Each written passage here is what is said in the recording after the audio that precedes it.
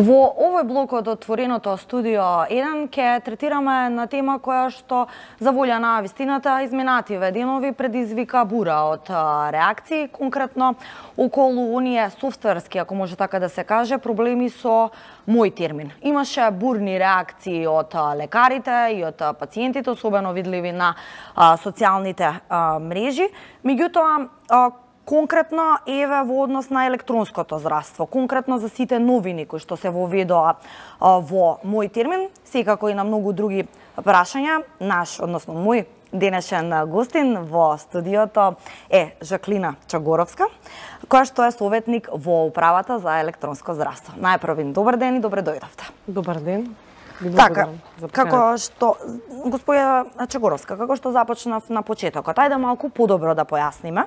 Во јавноста некако се добива впечаток дека барем во понеделникот особено се има создадено крах на мој термин, барем така од лекарските здруженија беше тоа во јавноста представено, имаше секако и поплаки на пациентите, што на вистина се случи конкретно. Во изминатиот викенд, Националниот систем за електронски евиденции во здравството, мој термин, го доживеа своето второ издание. Всушност, ја поставивме верзијата која ние ја викаме мој термин 2.0. Тоа го најавивме предходно, направивме миграција на целото софтверско решение, за која миграција се подготвувавме изминатите 6 месеци. Значи, ова решение, всушност, овие новини 6 месеци се подготвува. Така, да. Главниот фокус, односно сите новини кои и медиумите ги пренесоа, се однесуваа на делот кој ги засегаат и пациентите и лекарите, се разбира. Тоа измените на образците за упатување, поточно воведување на тие што сега малку беа и поинтересни за сите, два нови типови на упат. Но се разбира, воведовме измени во други образци, воведовме некои сосема нови образци кои досега не постоеле, а биле неопходни да се воведат и кои целта е да придонесат во создавање на уште подобра евиденција за состојбата здравствена на сите пациенти кои се третираат во државата, воедно да овозможат полесно администрирање, односно полесна работа на здравствените установи, а секако и да придонесат пациентите да дојдат што по-едноставно до услугата која им е потребна за да го стварат своето право кој им го дава осигурувањето. Во ред, еве би сакала и од вас да слушнеме, бидејќи секако директно сте инволвирани и во оваа нова верзија на мој термин. Делот, секако новините споменавте, тоа е чинам новите упати, всушност се имја новините. ИТЕН 24 и упат без термин. Се така главните. Тоа се тие главните. Но всушност дали овие новини, внесувањето беше причината за цел тој хаос, можеби малку што настана, или недоволната упатеност на лекарите? Како што кажав, веќе 6 месеци се подготвува миграцијата на системот. Една иницијативата беше всушност правилникот за измената на правилникот за упатување, која заедно со Фондот за здравствено осигурување ја донесовме во август. Тоа требаше и предизвика измени во системот, кои ги најавивме и некаде во ноември, ја сега би зборела за информатички оддел на целата измена, поставени беа на 3 околини за тестирање сите решенија, сите софтверски куќи, не знам колку е познат на вас, но еви за гледачите да кажам, концептот на националниот систем е таков да Министерството за здравство, односно ние како управа за електронско здравство, го воспоставуваме, го одржуваме централниот дел на системот. Така. Нудиме решение за работа на лекарите, значи можат директно да работат во нашите решенија кои ги нудиме за болниците, за матичните лекари и за сите кои се учесници во системот. Меѓутоа имаме и соработка со околу 70 софтверски куќи кои пак имаат своји софтверски решенија, односно има договор со матичен лекар, со аптека, со лабораторија, со општа болница и така натаму. Само малку за пояснување. Сакате да кажете дека сите тие инволвирани во софтверските решенија, фактички тој дел е во договор со матичните лекари? Да, секоја како тие се посебно правно лице се исклучува договор за софтверско решение, користат. Ние веќе 5 години од кога постои системот, овој принцип го имаме задржано. Имаме добра соработка со софтверските куќи, најавуваме секогаш кога правиме промена. Работиме преку така наречени веб сервиси. Тие пристапуваат, во овој случај ги тестира, започнаа во ноември, даваа сугестии доколку сметаа дека нешто треба да се коригира, се разбира дека ги прифаќавме најголем дел. И некаде сметавме дека во јануари, кога беше рокот за да влезе во сила правилникот, ќе бидат сите софтверски куќи подготвени. Ги интервјуравме некаде на почетокот на јануари, добивме од нив потврда дека се подготвени, дека тестирале и дека ќе започнат со работа, но бараа кратко одложување, така да дозволивме наместо на 7, ова требаше промената да стапи на 7 февруари во сила, ние ја одложивме за 22 февруари. Значи сепак имало пролонгирање на барање? Да, имаше 2 недели. Една причина беше тоа што софтверските куќи побара од нас, друга причина што баравме да биде тоа некако при крајот на месецот, кога малку и фреквенцијата на пациенти е помала, тоа од досегашните бројки кои ги имаме ни системот сме го потврдиле, сме го утврдиле и некако ни се гледаше како добро да биде и за време на викенд, кога па навистина минимална протокот на пациенти, кога например од петок навечер од 22 часот до утринските часови системот беше сосема запрен за да преидеме на новата верзија. И сега тие проблеми што во понеделник или недоразбирања што се појавија и што ги пренесува медиумите, се разбира дека ние не очекувавме дека се ќе биде совршено и до точка точно, бидејќи се работи за вистина комплексен систем кој во себе содржи над 40 модули веќе, националниот систем кој 5 години го градиме. Ние сме многу задоволни од тоа како тоа информатички софтверски помина без поголеми проблеми од страна на системот. Меѓутоа, во кај дел од софтверските решенија се појави проблем, кај тие што ги користат матичните лекари, беа недоразбирања, најчесто или погрешно протолкуван некој начин на пренос на податоци.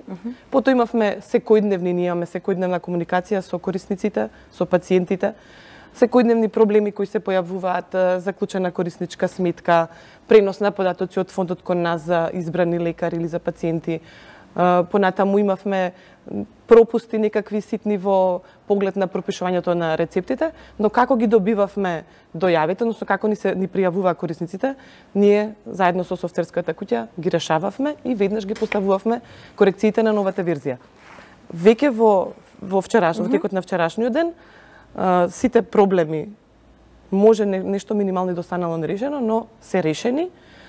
Тоа што и понатаму ние и во текот на овие 5 години го работиме е секојдневна комуникација, пријава, голем систем, како што кажав, се случува некаде да се направи грешка, да се погрешно дури издаде упат или нешто, ние сме во постојана комуникација, ги решаваме тие на дневно ниво проблеми кои ни ги пријавуваат.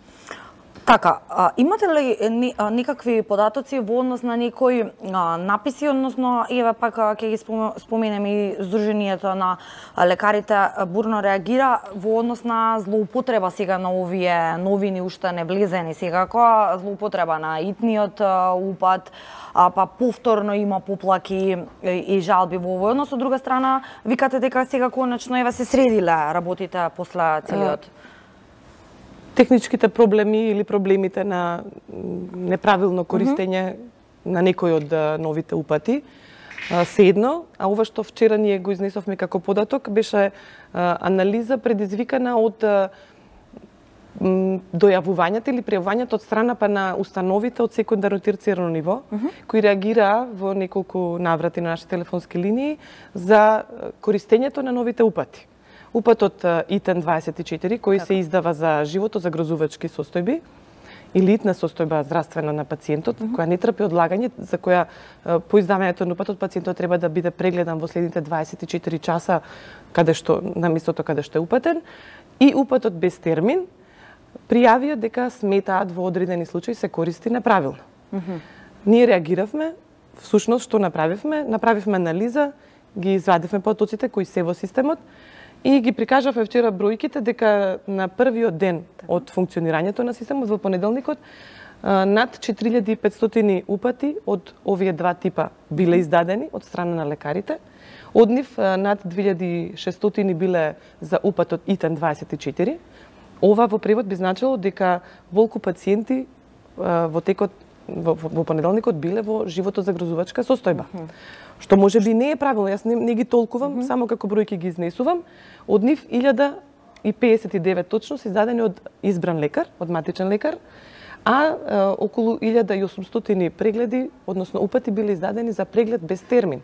Кој па, еве да појаснам, треба да се користи во случај кога нема слободен термин за преглед, за специјалноста кон која треба да се упати пациентот, а пациентот има потреба во следните 7 дена заради остварување на некое право да добие преглед од некој тип. Значи рокот е 7 дена, според. Да, се издава упатот и во рокот 7 дена. Во следните 7 дена во установата кон која е издаден упатот треба да биде прегледан од специјалист од таа област.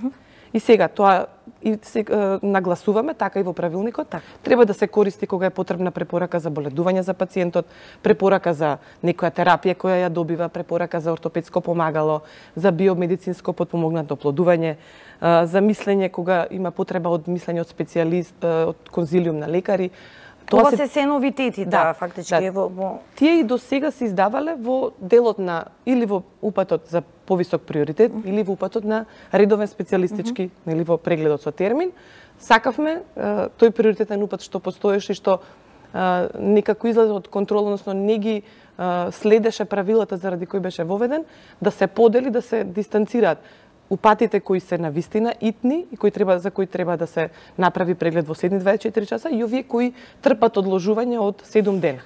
Господје Чакаровска, многу ме интересира, дали има некаков начин на регулација, односно еве справување со, ако може да се наречат вакви типови на злоупотреби. Како да се регулира и да се реши сето тоа? Секако, бидејќи сепак за волја на вистината може еден пациент, еве народски кажано, да трпи, односно да има многу поголем приоритет за итен случај, а можеби со дел од злоупотребите па некој е поздрав, а го има тој приоритет. Јас секогаш кажувам, за жал во нашата земја не само во областта на здравството, туку во примената многу прописи, додека не воведете санкција, односно не се зборува гласно дека не се воведат санкции, некако се користи секој можен начин да се заобиколат правилата основни. Пак ќе кажам, и тој упат со повисок приоритет, уште кога го започнавме, мој термин беше поставен со да се користи подредени правила.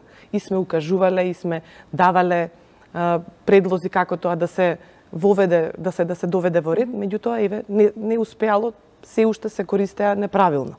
Дел од приоритетните упати. Исто и сега на располагање ги имаме можностите кои се во институциите на здравствениот систем, односно се надеваме и ние веќе ни побара Фондот за здравствено осигурување да ги дадеме податоците и ќе ги даваме на одреден период за упатите кои се издаваат и во кои се наведуваат и причини зошто се издаваат, па доколку еве контролата на Фондот за здравствено осигурување, Државниот санитарен инспекторат, комисија од Министерството за здравство, дури стручните тела на лекарската комора, на лекарските друштва можат да ги разгледуваат. Тоа се податоци кои стојат во системот и да донесуваат нивно мислење и препораки како да се, доколку ова излезе, рековме, од контрола, како да се воведе некаков ред. Иако ние уште немаме прогнози дали е тоа така, ќе ги имаме првите резултати веројатно на крајот на овој месец, кога ќе ги на последен месец од користењето на упатите, кога ќе добиеме слика дали и мислење се разбира од повисоките нивоа на здравствена заштита, дали се користат или не се користат правилно. Ова беше во понеделникот само почеток, бројките, пак ќе кажам, биле издадени 96.000 вкупно упати на секое ниво или за секаква потреба, од нив 4.500 биле тука зборуваме на ниво на цела држава, така? Да, така, да. Ако споменавте дека, да речеме, 6 месеци се правеле овие подготовки, сите тие софтверски решенија, зошто сега всушност одеднаш има реакција кај лекарите дека еве не биле доволно запознаени, дека не знаеле што се случува со новините, кој всушност требало да ги, ако еве не биле запознаени, кој всушност требало да ги запознае, дека се прават софтверски измени и дека тие треба конечно да стапат на сила, да се направат промените? Корисниците, односно лекарите и сите други корисници од здравствените установи на неколку начини, во неколку наврати, неколку месеци наназад се информирани за сите промени. Заедно со Фондот за здравствено осигурување, а преку Лекарската комора, во текот на јануари беа организирани презентации, состаноци со сите групи на корисници. Групи, мислам на пример, во деканатот на медицински факултет, го користевме како просторија која ни ја даде медицинскиот факултет, беа одржани презентации за сите универзитетски клиники, па за групата општи болници, па за групата здравствени домови, матични лекари. Значи фактички имала како обуки. Да, сите беа поканети, ги канеше лекарската комора и Фондот за здравствено осигурување. Ние бевме тука за да го кажеме нашиот технички дел, каде се техничките промени. Сите кажаа дека се во тек, на сите им се испратени драфт верзиите, уште кога беше во подготовка и правилникот и сите образци. Дополнително сите софтверски куќи, кои се всушност нивни договорени страни, се од ноември и тоа како влезени во имплементацијата на системот. Така да тоа дали некој е информиран или не информиран, многу јасно нели може и низ ова што го кажувам да се потврди дека сите имале колку биле лично заинтересирани и засегнати е друго прашање. И тоа пак ќе кажеме менталитетот на нашиот народ, нели додека не ви дојде потреба од нешто, вие тие 6 месеци назад ги игнорирате, туку во моментот кога почнува да се применува, барате информација, за која пак ќе кажам ние сме достапни. Нашата техничка поддршка со колегите од управата за електронско здравство е на располагање, имаме телефонски линии, имаме мејл за контакт кој го користиме назад 5 години. Така. Пред крај имаме гледач на линија, ќе му отстапиме кратко простор. Добар ден, повелата во програма. Добар ден. Повелата. Слушаме? Се слушаме одлично, повелата. Овде гледачка од Скопје. Јас, например, не бев задоволна уопште од тоа мој термин. Татко ми требаше да прави операција на око, чекавме 2 месеци за мој термин и кога отидовме, докторката била на боловање. Моравме друг упат да земаме кај друг доктор. Се јавивме таму кај другиот доктор, тој ни вика не, ќе си барате упат за кај првата докторка кај што сте биле упатени. Не врати пак назад и чекавме уже 2 години. Тоа е, мислам, општо кажано дека не бевме задоволни со тој мој термин. Се работи лично за мене. Јас 17 години имам картон на патофиза. Редовно контролите, додека ми со самиот резултат докторката која ми го враќаше назад со резултатот, си имаше и закажано. Меѓутоа, пошто диагнозата ми е таква, ми одлучија да биде на подолго време, фактички на година дена. 3 години бараме, по 2-3 месеци кај интернистката, мој термин. Јас и денеска не можам да добијам мој термин да идам на преглед. Сега имам на 4 закажано пак и нашиот интернист и да навистина не знам дали ќе го добијам тој упат, барем што е за 7 дена. Затоа што навистина примам терапија, а не знам дали да е доволна или не е. И затоа, јас мислам, затоа и се јавив, за да укажам дека со мој термин предходниот, ние не можевме да дојдеме до таков, до тој упат. Во ред. Во интерес на времето ви благодариме за вашето јавување и еве прашање или констатација. Веројатно, ако во дел разбрав, гледачката имаше поплаки во однос на претходниот систем, меѓутоа со овој сега воведениот што е приоритетен, односно упат без термин, најверојатно би се регулирале овие работи. Промената на упатувањето, односно закажувањето на преглед кон лекар останува. И прегледите кои треба да бидат во термин, треба да бидат во термин. Мој термин, системот за закажување се користи од страна на здравствените установи. Календарите на активности, односно термините, ги дефинираат здравствените установи согласно своите можности. Се разбира користејќи го и правилникот за време траење и број на термини кои треба да ги имаат за преглед. За првиот случај што го кажат за операцијата научна клиника, исто така во законот стои дека само лекарот хирург, тој кој оперира, може да го издаде упатот за операција. Тој самиот може да даде за пациентот од кога го направил прегледот и тој го дава приоритетот на операцијата тој самиот смета, пак ќе кажам веројатно и претпоставувам дека се следат и можностите на установата и состојбата на пациентот, дали може или не може да трпи одлагање. Тука не може систем да го реши ова прашање и не е системот тој кој ги наметнува овие правила, туку правилниците, законите и работата на установите, организацијата всушност. Во врска со Институтот за нуклеарна медицина, патофизиологија и нуклеарна медицина, точно дека така работа и тие ја продолжија таа работа и од нивните кажувања тие се многу задоволни кога се воведе електронскиот систем и начинот на закажување на пациенти, бидејќи најголем дел од пациентите со кои работат го следат тој начин. Еднаш кога ќе дојдат на преглед кај нив, лекарите многу ажурно си ги закажуваат следните прегледи и тие се една од установите кои најправилно работат во системот и го користат.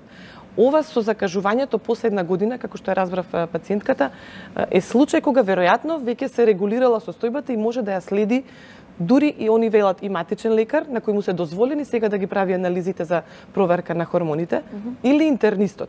Така да после проверката на таа состојба на пациентот, доколку интернистот или дури матичниот лекар смета дека има потреба, значи не се во ред параметрите кои се покажале на анализите, тогаш треба да го пати. Институтот е институт на терцијарно ниво, работат со ограничени ресурси и навистина се ажурни од страна на ОВД. Тие добиваат сега секако извештај, на извештајот ќе им биде внесен и денот ако треба да се појават на контрола, кога да се појават. Така, треба да го заокружуваме овој разговор. Господја Чагаровска, ви благодарам за одвоеното време и секако гостувањето. Се надевам дека иако пократко, меѓутоа оние главни поенти и од новините и да разграничиме и на граѓаните малку појасни да им станат овие новини и начинот на функционирање и почитувани, се надевам дека добивте малку појасна слика, така што да останува да видиме дали ќе бидат задоволни пациентите. Останете со нас, правиме кратка пауза и следува разговорот на колегата Владко Чаловски, Дијан Андонович за светските актуелни ситуации, па и од регионот може да се каже.